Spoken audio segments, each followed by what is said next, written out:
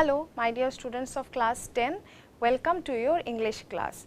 Today we will be doing a grammar class and our topic of discussion is subject-verb concord or subject-verb agreement, right. So, we all know that in a sentence, in a very simple sentence, we have a subject, we have a verb and we also have an object, and there has to be some kind of agreement between the subject and the verb. Okay. Now, what subject takes what verb? This is known as the subject-verb concord or the subject-verb agreement. So, the general rule is that a singular subject will take a singular verb and a plural subject will take a plural verb. This is subject-verb concord, right. So, you see, when I say this dog barks, so here dog is our subject, dog here is a singular subject, right. So, it will take a singular verb. So, I said barks, the dog barks. So, you see bark is the main action verb here and I have added a s in it, right. Now, you see when I say the dogs bark, here dogs, this is a plural subject. So, it takes a plural verb. So, I said bark. So, you see there is a kind of a fun thing in it that when you add a s to a noun, the noun becomes plural, but when you add a s to the verb becomes singular, right. This is not really very confusing. You will understand it better when we discuss some examples. At times, it becomes a little confusing that what subject is going to take what verb. This generally happens when there are certain kind of subjects which appears to be plural, but takes a singular verb, and there are some subjects which appear to be singular, but is taking a plural verb, right. So, these are the regular cases. We will be discussing the exceptions as well. Let us see an example. The cat sleeps twice a day. The cat sleeps twice a day.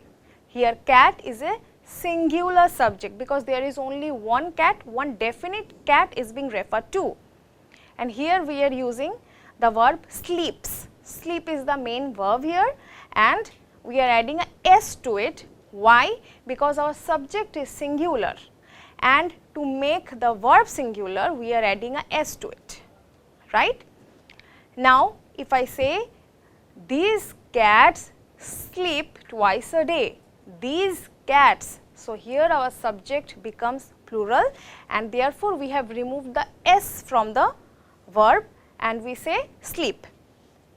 The rule of subject-verb concord is that the subject and verb in a sentence should agree with each other, right. So, this is the SVA or SVC, that is subject-verb agreement or subject-verb concord. Let us discuss some more examples. We will be discussing the singular part as well and the plural part as well. When I say mango is tasty, mango is tasty. So, in general we all love mangoes and mango is a tasty fruit. So, you see there I am using the verb is. We have to remember here that verbs that we are using need not be action verbs only or the main verbs only, right, like eating, sleeping, singing, dancing. This can be auxiliary or be verbs as well, and is a be verb and mango is a singular subject.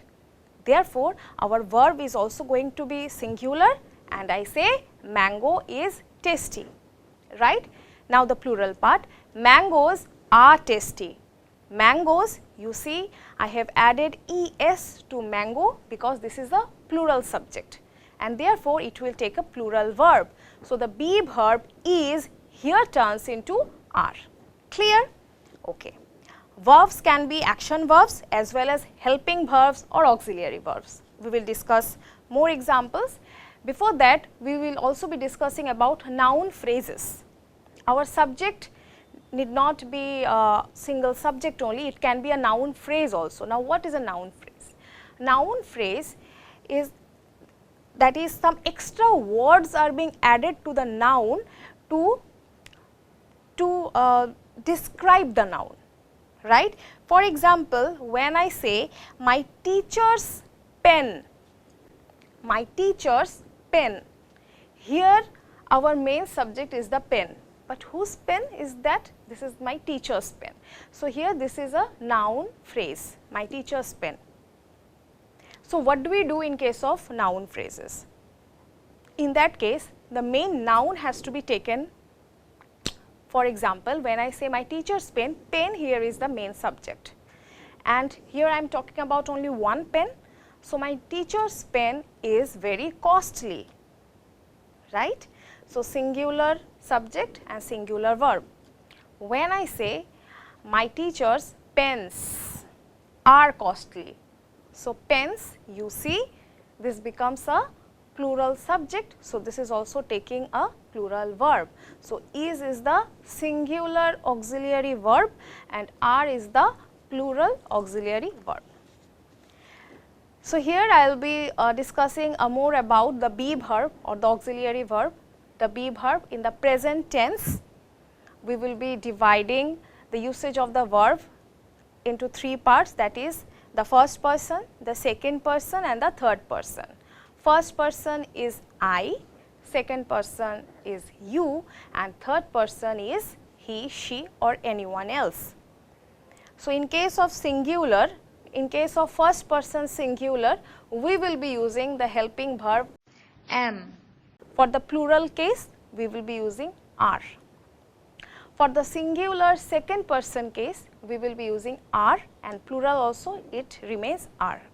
For the third person singular case, we will be using is, and for the third person plural, we will be using are.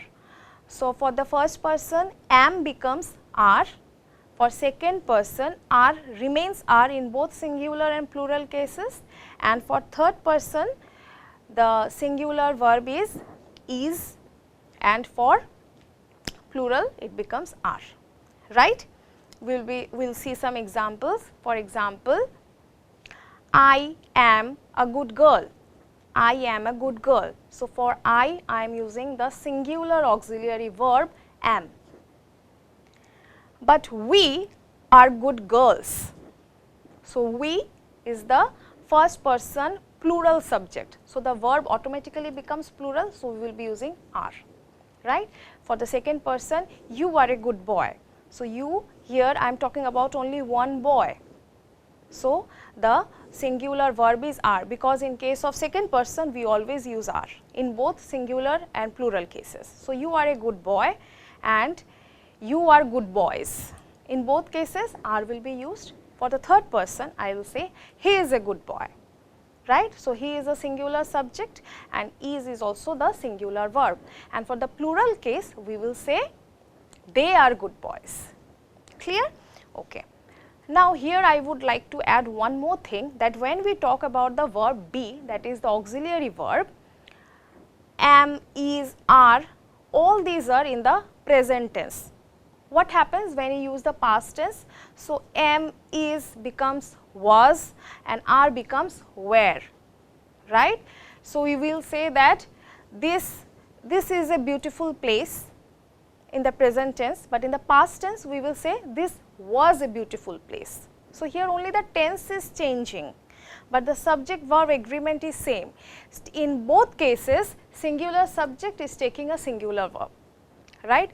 And I will say these places are very beautiful and these places were very beautiful. So, are and were, you see how the tense is changing, right. But in case of change of tense also, the agreement is going to be the same, right. Okay.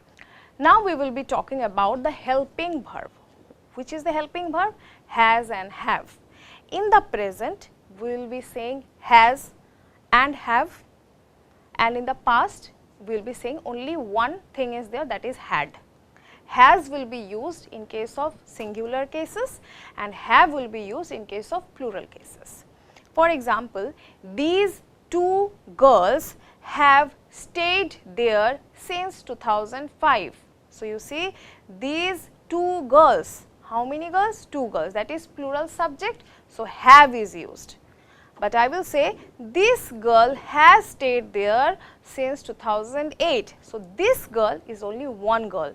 So, there is the singular helping verb has. Clear? Okay, but both all these things are in the present tense. In case of past tense, in both cases we will be using had. Okay, as simple as that.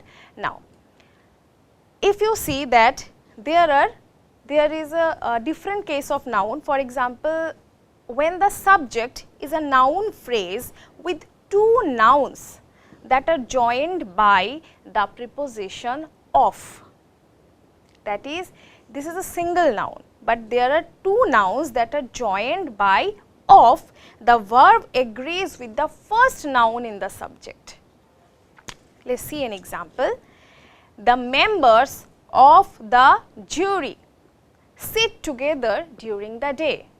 So, you see the members of the jury, members also noun, jury is also noun, but this together forms a noun and the 2 nouns have been joined by of, right. So, the members of the jury sit together every day. So, why sit? Because we are taking the first part of the noun, that is members, and members is a plural subject. So, this will take a plural verb, right. And in case of single, we will say that this member of the jury, this particular member. So, we are talking about only one member, right. So, this member of the jury takes a break. So, here only one member is being talked about. So, we will say sits, that is, I have added s to the verb. So, the singular subject is taking a singular verb, right. This is a case of 2 nouns being joined by of. Now, what about compound nouns? Compound nouns where again there are 2 nouns together and has been joined by and. This automatically forms a plural noun. For example, I say me and my friends are at the cinemas, me and my friends. So, here I am talking about both me and also my friends. So, compound nouns are always plural. So, the verb it takes is also plural, are. Me and my friends are at the cinemas. Now, what about a singular compound noun? If I say the founder and CEO of Amazon is a very rich person. So, you see here also and has been used and we can say that this is also a compound noun and this has to be a plural, but no, just pay attention to what it says, the founder and CEO of Amazon, that is and has been used for the single person only.